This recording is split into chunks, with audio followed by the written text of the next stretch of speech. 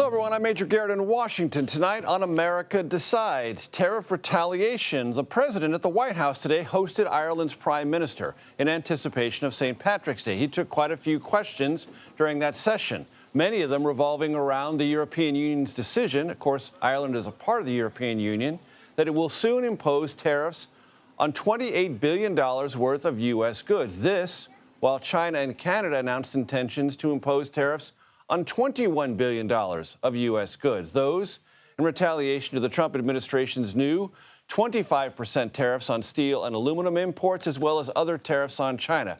I know it's hard to keep track of all of it, and if you think it's hard for you to keep track of, just check with Wall Street. Rubio and Russia. Secretary of State Marco Rubio says the U.S. is, quote, to have contact, unquote, with Russia today. This 24 hours after Ukraine's President Volodymyr Zelensky agreed to a U.S.-backed 30-day ceasefire. What happens next? Well, that depends on the Russians. Is this the beginning of the end for the Department of Education? It might be. Massive layoffs hit that department. Nearly 50% of its workforce, that's 1,300 people, are now out of or soon will be out of a job. While over at the EPA, dozens of regulations today were eliminated, many focused on climate change. I want to start tonight with Nancy Cordes at the White House, Nikole Killion on Capitol Hill. Nancy, a bit awkward in the Oval Office today with the president criticizing the European Union while sitting next to the Irish Prime Minister. Let's take a quick listen to that. The EU was set up in order to take advantage of the United States. Including Ireland? Is Ireland taking advantage of the U.S.? Of course they are. I can't, I have great respect for Ireland and what they did, and they should have done just what they did, but the United States shouldn't have let it happen. Try to sum it all up. I know that's a big ask, Nancy. So, Major, Trump's 25% tariffs on steel and aluminum coming into the U.S. went into effect today. And so Canada and the European Union are now responding with tariffs of their own. Canada, in particular, is one of the largest suppliers of steel and aluminum to the U.S. So this has a big impact on them. Not surprising that they're going to respond. And so they've been somewhat strategic about the tariffs that they are imposing, both Canada and the EU. They're imposing them on things like bourbon or motorcycles, really quintessential American products that won't hurt Europeans or Canadians that much if the prices end up going up for consumers a little bit. And so now the question is, does President Trump respond to the response with even more tariffs? That's kind of the definition of a trade war. That's what economists worry about. That's what they warn about. Once you start with these tariffs, where does it end as countries continue to try to one-up one another? He didn't say today that he is going to respond, but often these pronouncements come unexpectedly on Truth Social, so we're watching and waiting to hear if he has anything to say. Nikole, picking up on Nancy's excellent point about the selectivity of some of these tariffs, especially from the EU. Whiskey, that means Tennessee and Kentucky. Motorcycles, that means Wisconsin. And if the tariffs scheduled to go into effect in mid-April happen on soybeans, that's Kansas and Nebraska. Do lawmakers, at least at the moment, have any outsized concerns about what these tariffs and the retaliatory nature that seems to be occurring might have in their states?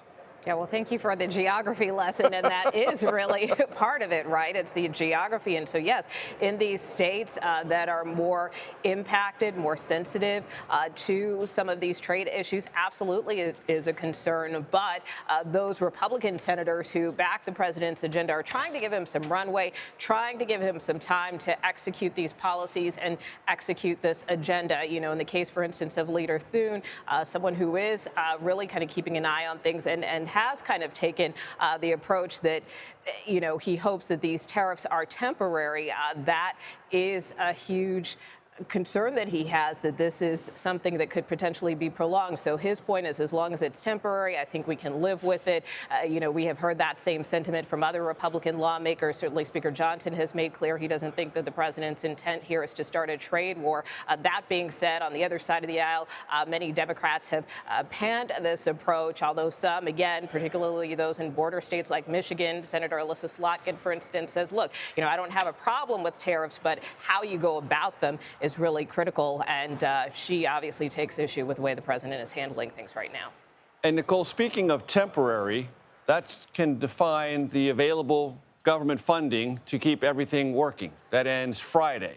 There was an important announcement from the Senate Democratic leader about what Democrats may do or not do about supporting a continuing resolution to avert a government shutdown. What did Leader Schumer have to say?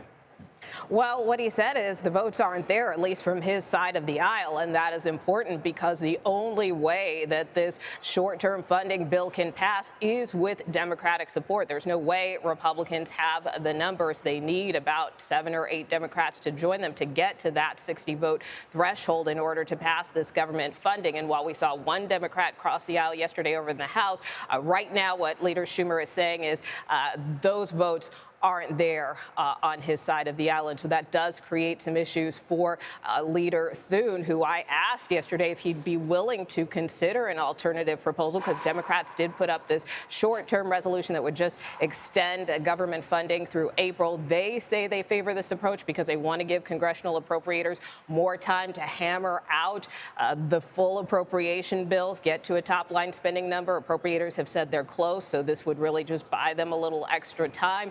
But Leader Thune said he feels that this is a smokescreen and that there is just one option on the table, meaning that House Republican bill. I also asked Speaker Johnson yesterday if he would consider that alternative. He, too, said it's not a viable option. And if Democrats don't take this deal, the government could shut down. Very good on that. Thank you, Nikole. And Nancy, back to you. I mentioned this in the lead-in. There were significant announcements from Environmental Protection Agency about several regulations, many of which started in the Biden administration, now reversed. Right. These are really significant regulations, Major. We're talking about things like limiting pollution from coal-fired power plants, limiting emissions from cars and trucks. The EPA administrator, Lee Zeldin, says that he is doing this because they are burdensome on businesses, very costly to manufacturers.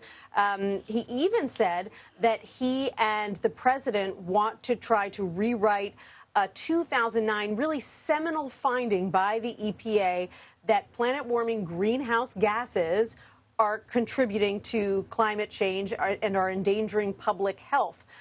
That finding is the underpinning to so many regulations having to do with climate change.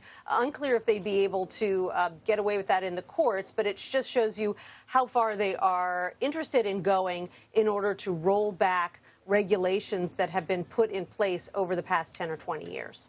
Nancy Cordes at the White House, Nikole Killion on Capitol Hill. Thank you very, very much.